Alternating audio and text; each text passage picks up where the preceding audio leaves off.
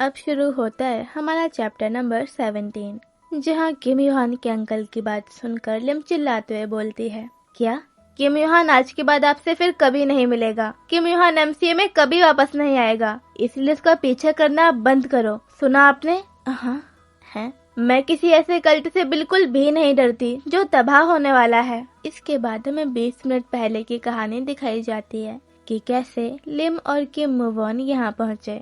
हमें किम move on और लिम को दिखाया जाता है जो आपस में बातें करते हुए चल रहे होते हैं।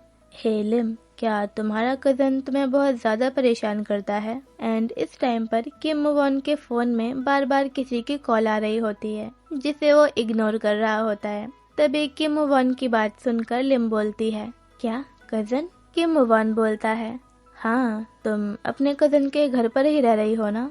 एंड लिम को अपना बहाना याद आ जाता है और लिम नर्वस होते हुए बोलती है, ओह हाँ, मेरा मतलब वो मुझे परेशान नहीं करता, वो बस ऐसा है कि हमारी पर्सनालिटी मैच नहीं होती।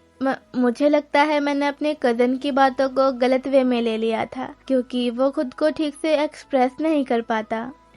मैंने सोच लिया है कि घर जाकर मुझे उससे क्या बात करनी है ताकि हमारे बीच चीजें फिर से नॉर्मल हो जाएं। लिम मन में बोलती है, अरे नहीं, मुझे तो विश्वास ही नहीं हो रहा कि मैं किम मूव ऑन से झूठ बोल रही हूँ और एक के बाद एक झूठ बढ़ता ही जा रहा है। तभी किम मूव ऑन बोलता है, तो तुम उससे बात करना चाहती हो? लिम बोलती है, हाँ बिल्कुल। किम मूव ऑन बोलता है, मैं खुद को एक्सप्रेस करने में अच्छा हूँ। लिम साइड आई देते हुए किम मूव ऑन को देखने लगती है और बोलती है, हाँ शायद इतने अच्छे हो कि कुछ ज्यादा ही एक्सप्रेस कर देते हो। किम मूव ऑन बोलता है, तो तुम्हें लगता है मैं खुद को एक्सप्रेस करने में अच्छा हूँ? लिम बोलती है, क्या अभी अभी तो मैंने तुम्हें बताया, नहीं बताया क्या? और शायद इसीलिए तुम इतने ज्यादा पॉपुलर हो। हाँ, बस कभी कभी तुम्हारा कुछ ज्यादा ही हो जाता है। लिम आगे बोलती है, देखो मैं तुम्हें ये सब एज अ फ्रेंड बता रही हूँ, लेकिन कभी कभी तुम्हें ज्यादा नहीं बोलना चाहिए क्योंकि अगले साल से हम बड़े हो जाएंगे और अब हम बच्चे नहीं रहे। लेकिन कभी कभी तुम्हारे जोक्स बहुत ज्यादा हार्श हो जाते हैं। तुम्हें ज्यादा एक्सप्रेसिव बनने से ज्यादा काम और जेंटल बनने का ट्राई करना चाहिए। एंड तभी किम मूव ऑन लिम को हग कर लेता है और लिम के क्लोज आते हुए बोलता है कुछ इस तरह, और लिम की आंखों में देखते हुए अपनी नाक लिम के गाल पर टच कर देता है और लिम शर्मा जाती है और एरोबिक्स करते हुए किम मूव ऑन से दूर हट जाती है। मुझसे दूर हटो, मैंने जोक्स के बारे में जेंटल होने को कहा था, ऐसे छूने के लिए नहीं। मैं तो मजाक कर रहा था लिम, तुम करतब क्यों दिखाने लगी? किम मूव ऑन लिम की वीडियो बनाते हुए बोलता है, क्या मैंने कुछ ज्यादा ही कर दिया? एक्चुअली जब तुमने ये खुद ही एक्सेप्ट कर लिया था कि हम दोनों दोस्त हैं, तो मुझे लगा मैं तुम्हारे साथ मजाक कर सकता हूँ। लिम बोलती है, दोस्त एक दूसरे को ऐसे टच नहीं करते। किम मूव ऑन मन में बोलता है, ये सच में बहुत स्ट्रेट फॉरवर्ड है। तभी दोनों को किसी के चिल्लाने की आवाज आती है, शट अप, मैंने कहा अपना मुंह बंद रखो। एंड लिम इस वॉइस को पहचान जाती है, हाँ ये आवाज तो। इसके बाद हम प्रेजेंट स्टोरी में वापस आते हैं जहाँ किम मूव ऑन मन में बोल रहा होता है, और इस तरह हम दोनों यहाँ पहुँचे। किम मूव ऑन किम यूहान की तरफ देखते हुए मन में आगे बोलता है, मुझे लगा था वो बस एमसीए के बारे में बात नहीं करना चाहता, पर अब पता चला कि ये तो एमसीए के खिलाफ है।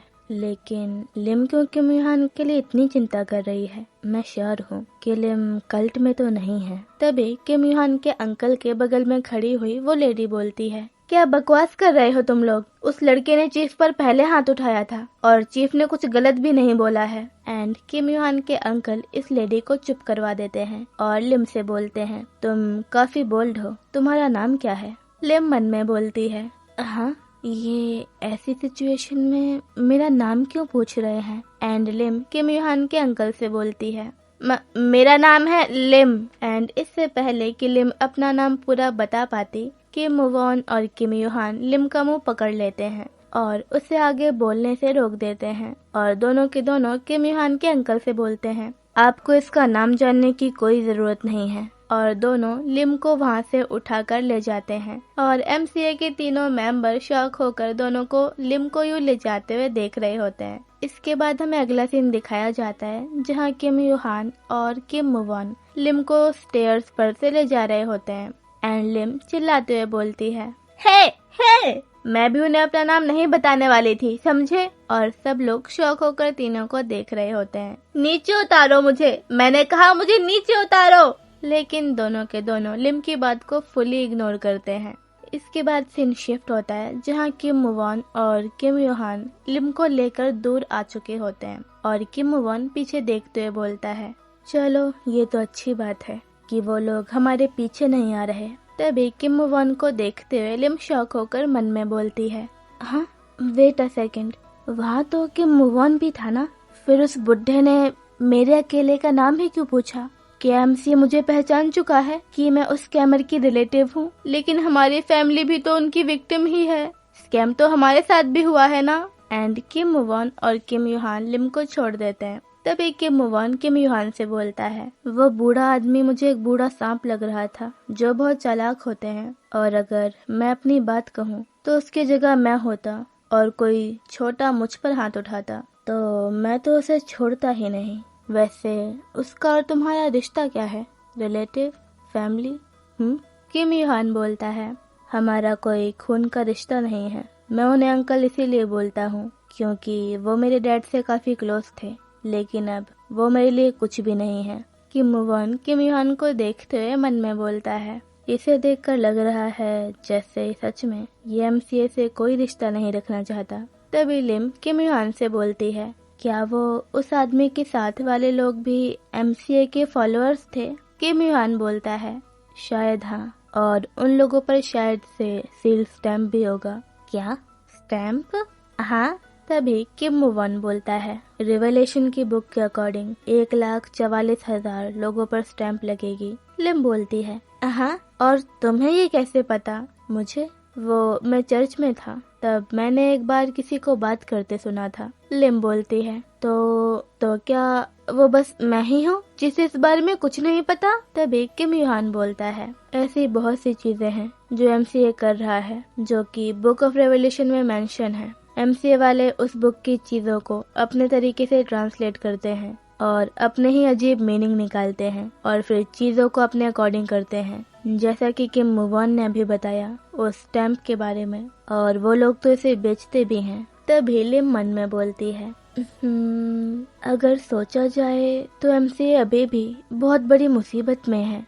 फिर भी ऐसे बहुत से लोग हैं जो एमसीए को अभी भी फॉलो करते हैं। एमसीए सच में कितना रिलेंटलेस है। और ये तीनों आपस में बातें करते हुए ऐसे ही चल रहे होते हैं। तभी किम मुवॉन मन में बोलता है, लेकिन ये किम यूहान हमारे साथ इतना नेचुरली क्यों चल रहा है, जैसे हमारा दोस्त हो। एंड किम मुवॉन लिम को पकड़ता है और दूसरे रास्ते से ले जाने का डिसाइड करता है और किम यूहान से बोलता है, एनीवेज गुड लक बाय, और वहाँ से लिम को ले जाने लगता है।